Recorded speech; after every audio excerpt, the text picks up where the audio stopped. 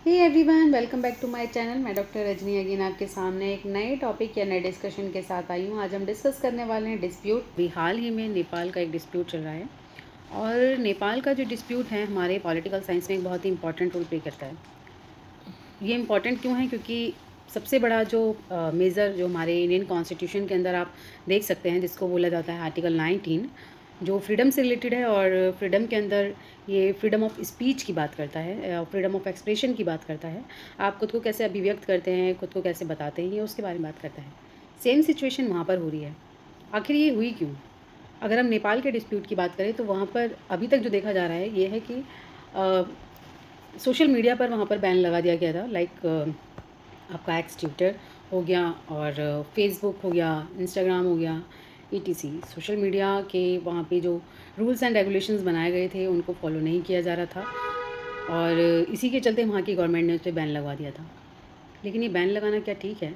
इसका दूसरा अगर फेस देखें तो दूसरा फेस ये भी कहता है कि बैन इसलिए लगाया जा रहा था क्योंकि लोग नेपाल की गवर्नमेंट के अगेंस्ट में भर भर के कमेंट कर रहे थे, पोस्ट कर रहे थे, और इसी के चलते वहाँ पर ऐसा किया गया। क्या ये सेम सिचुएशन है जैसा कि यहाँ पे इंदिरा गांधी के टाइम पर इमरजेंसी में हुआ था कि प्रेस को बैन कर दिया गया था, बंद कर दिया गया था, और अब सेम जब सोशल मीडिया के थ्रू आप गवर्नमेंट को क्रिटिक कर रहे हैं या अपनी प्रॉब्लम शेयर कर रहे हैं तो वहाँ पे गवर्नमेंट बैन कर देती है उस एक प्लेस को, उस एक ऐसे स्पेस को जहाँ पर आप अपनी चीज़ों को शेयर करते हैं। आखिर ऐसा क्यों?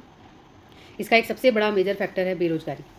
वहाँ पर सबसे बड़ा जो यूथ है वो अनएम्प्लॉयड है और उनके पास काम ना होने के साथ साथ बहुत सारा वहाँ पे माइग्रेशन देखा जाता है। लोग पलायन कर जाते हैं काम के लिए, लोग इंडिया आते हैं और अदर कंट्रीज़ में जाते हैं। और ऐसी ही चीज़ों से लोग परेशान होके गवर्नमेंट के एक्शन से लोगों ने इस पे पोस्ट करना शुरू किया है। लेकिन उसके बाद क्या हुआ? यूथ की आवाज़, लाइक अ डेमोक्रेसी को कोई नहीं रोक पाया है। इनफैक्ट डेमोक्रेसी ने खुद गवर्नमेंट को रोका है।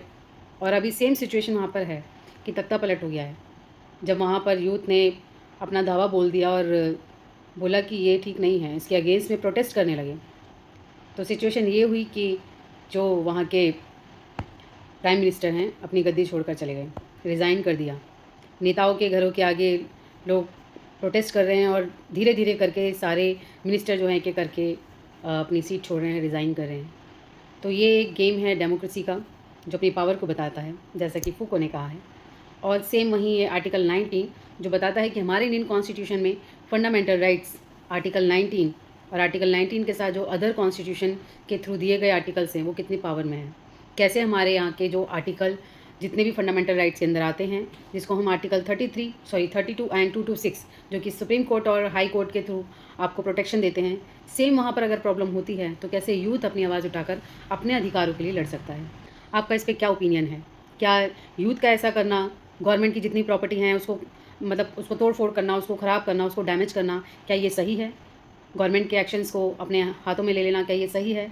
या अपने राइट्स के लिए जिस तरीके से आवाज़ उठाई जा रही है वो सही है? कमेंट सेक्शन में मुझे बताइएगा और ये बताइएगा कि इसको अब कौन से आर्टिकल्स और कौन सी धारा के तहत रोका जा सकता है। तब तक हम मिलते हैं नेक्स्ट वीडियो में लिए, और बाय।